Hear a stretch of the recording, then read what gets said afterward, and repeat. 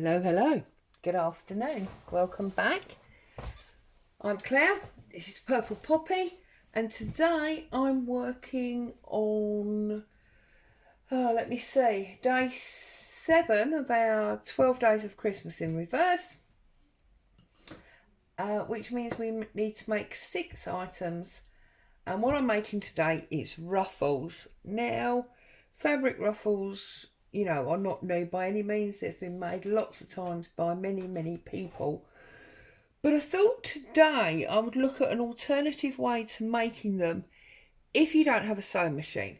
Because normally with a ruffle, what you would do is you would take a strip of fabric such as this, and you would fold it up a few times to get your start of your ruffle.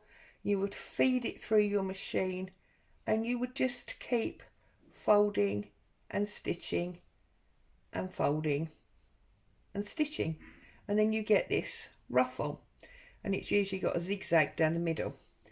And yes, I use my sewing machine all the time, and I make lots of ruffles in that way. However, I am conscious that there are people that don't have a sewing machine.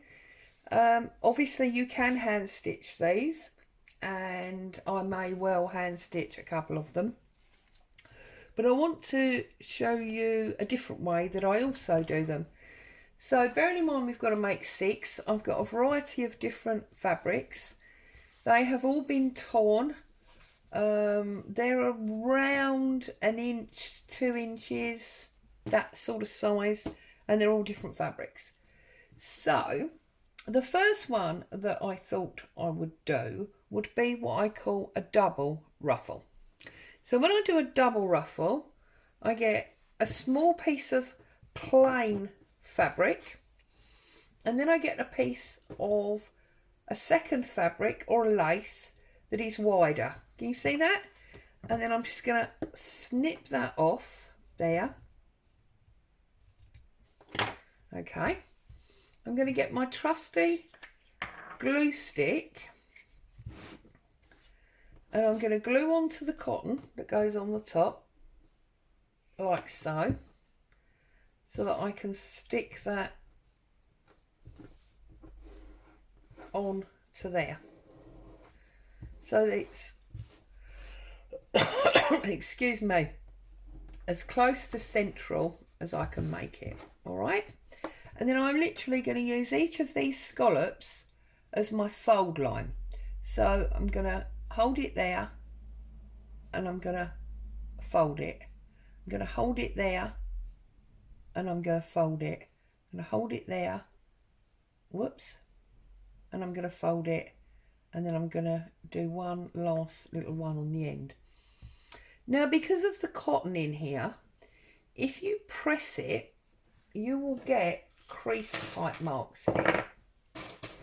I've now got a sorted set of safety pins. Now these came from my local supermarket for about, I don't know, £2, something like that. Okay. If you then take your safety pin, which I've now lost, if you then, oh goodness me, take your safety pin and you press through, and you come back and you press through again. We do the safety pin up, and we then spread it out. We have got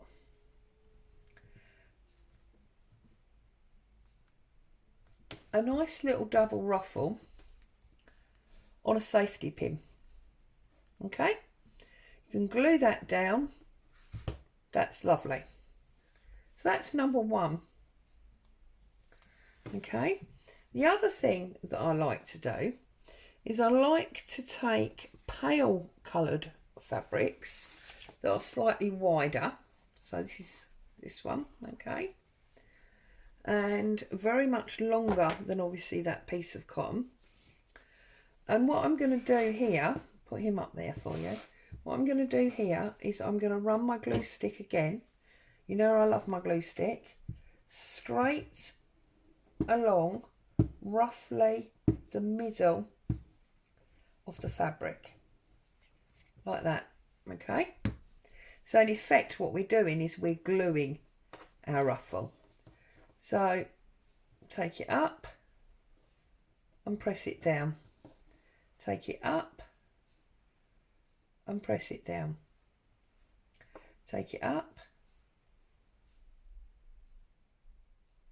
press it down. Okay,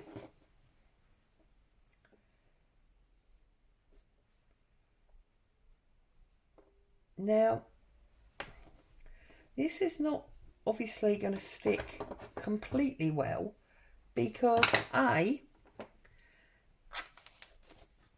now got glue all over my fingers, so I'm pulling it off as much as I'm pushing it down. But what it's going to do is it's going to hold the ruffle securely enough in place while you do the other things that you want to do. So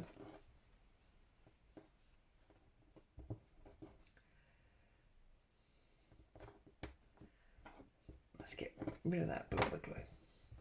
Okay, so you can see now that I have got that concertinaed, or whatever it is that you'd like to call it, to create my ruffle. And what I'm going to do now is I'm going to add my butterfly on top. So I'm using Fabri-Tac. You can use Yoo-hoo or any type of strong glue, and I'm just going to put, I can't get my Fabri-Tac out now. I'm really not having a good day, am I? There we go. I'm going to glue my put my Fabri-Tac all over my butterfly. You can see I'm stringing it along, as it were, because I'm bouncing up and down with the glue. Okay, and then I'm just going to turn him over. I'm going to put him on a diagonal and I'm going to press him down.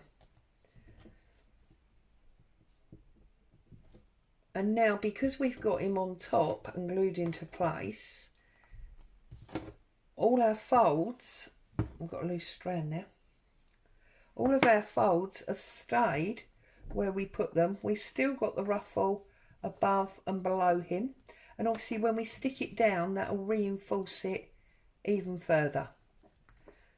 So there we go, that's that one. Now this black and white, I think, next. So what I'm going to do with this one is very similar to the butterfly. I have a different embellishment that I want to put on this one. So again, I'm rubbing my glue down the middle, and I'm just going to fold and press, fold and press. I find this very, very therapeutic. If you're somebody like me who doesn't ever watch telly wholeheartedly, it's just something that's on in the background, this is perfect for you, because you can do it with one eye on your ruffle and one eye on the telly, and everything's good with the world. So I give it a little finish there and tear it off. You can obviously cut it.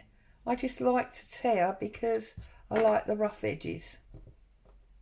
Okay, and this time I've got this beautiful flower embellishment that I'm going to put on there. So I'm going to pick up my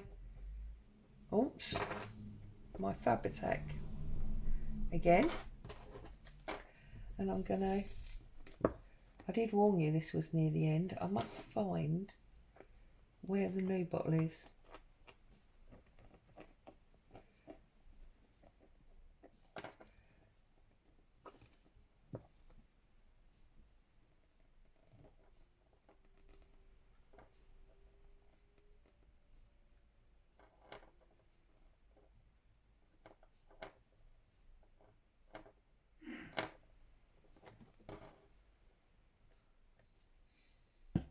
So get rid of that.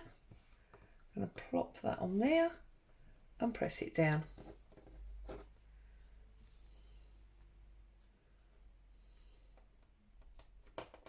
I'm just going to try and rip this piece off this end because that's a straight edge we've got there, which I don't want. There we go. And then you can just pull off your threads, trim them up, just like that, and get rid of all those bits. So there is number 3. Okay. And then I think we need some of this lovely, lovely fabric here. This is Liberty's fabric. So it's beautiful, absolutely beautiful. I was lucky enough to be gifted about 6 meters of this stuff. I've had it for a long time. It's a beautiful, beautiful fabric, not only in print but in feel. So what I'm going to do this time is I'm not going to use any glue. I'm just going to take my pin. I'm going to take this big gold one this time, and I'm going to do like a running stitch on my sewing machine.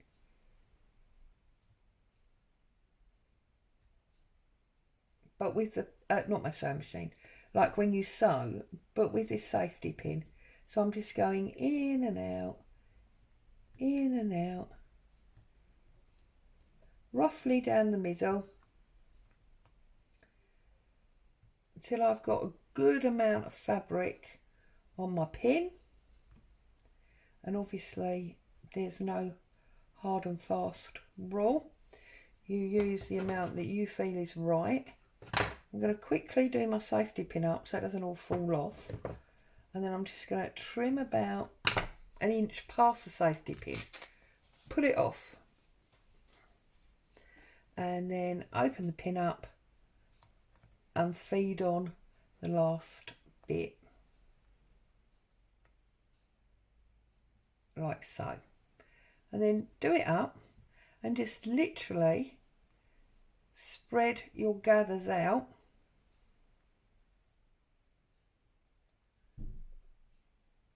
There. And then if you really wanted to, you could hang some kind of gem or further embellishment from the actual safety pin. So like, for example, you could put this one through the hole at the end and it will just hang down like that, and you've got a 2-in-1 decoration.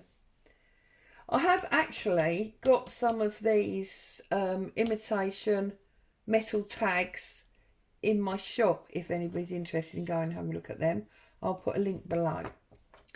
So then on this pink one here, I'm going to actually use a needle and thread. So let's see if I've got a needle with some thread in, because we have established how bad I am at threading a needle, and I don't want to take up all of your time with me threading a needle. However, a little tip for those of you that, like me, are bad at threading needles. I did manage to get some of these little tiny needles here, and I don't know if you'll be able to see. Oh, that's actually not one of them now. I'm lying to you. Hang on.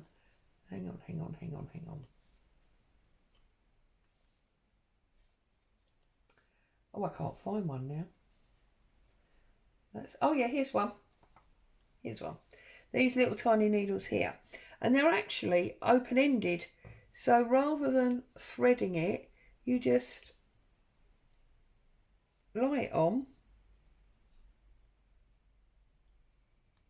and pull it through, just like that. So that's another little tip and option for you if, like me, you are super rubbish at threading needles. So again, this time we can do the ruffle type, so we can get a nice secure end with our needle. Oh, with our needle. Don't pull it out like I did, that's not a secure end, is it?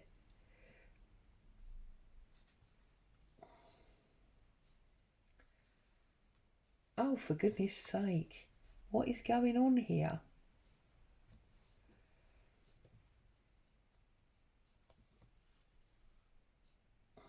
Oh, it's because it was attached to that piece of cotton that I pulled off just now, and I thought the thread was longer. You see, I really am blind as a bat. Now I can't even pick the needle up. Right, let's try this again. So get a nice secure hold on the end. There we go. And then do your running stitch up and down, basically through the middle. Obviously you can do it at one edge if you want to, and that would obviously give you much more of a sort of frill than a ruffle. I'm going to do all of this piece, I think.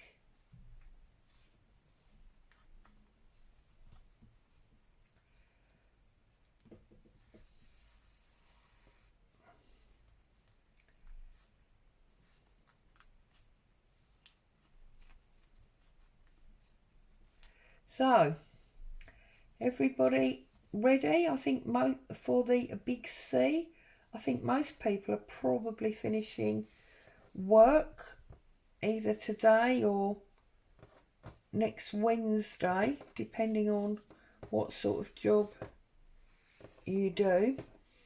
I'm just gonna, right, I'm gonna finish it off here. And pull that through, finish that off and cut that away, and then like we did with the safety pin, I'm just gonna spread it out so that the gathers form our ruffle. And then obviously you can put, oh, let's make this into a double layer one. Where's that lovely tiny thin pink ribbon? Here it is. So what you can do now is you can take a piece of your ribbon, work out roughly how much you want. So cut it about there, and then I'm just gonna make sure, now this is equal on the front and back, so it really doesn't matter which way I've got it. If you've got a right and a wrong side on yours, obviously make sure you've got it the right way round, and just press it in place, ideally over your stitch line. And there we have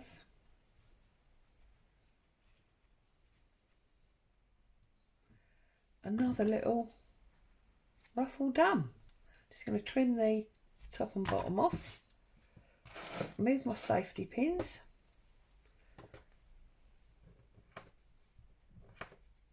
and put that up there for you. So we've got 1, 2, 3, 4, 5. Okay. So I think number 6 will be another black one. Okay. And I'm going to do the double one again, I think, with this one. And I think I want this to match that. So I'm going to add in some of this pink ribbon.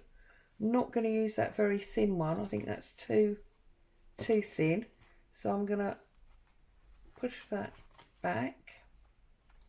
And I'm going to use this gingham one because I think that's going to be fun interest.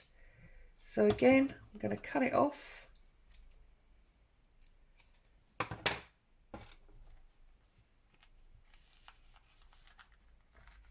and then I'm going to glue it down.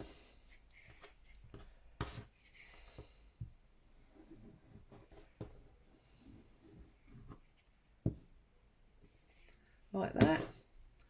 I'm going to glue it roughly through the middle.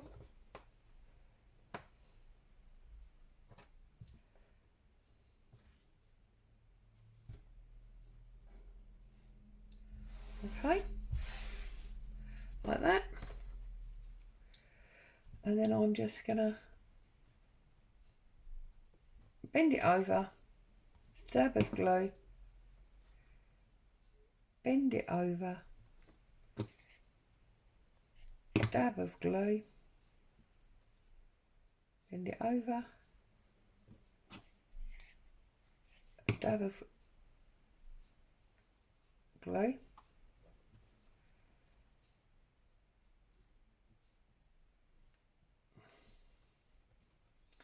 okay, and again, and just keep going all the way to the edge.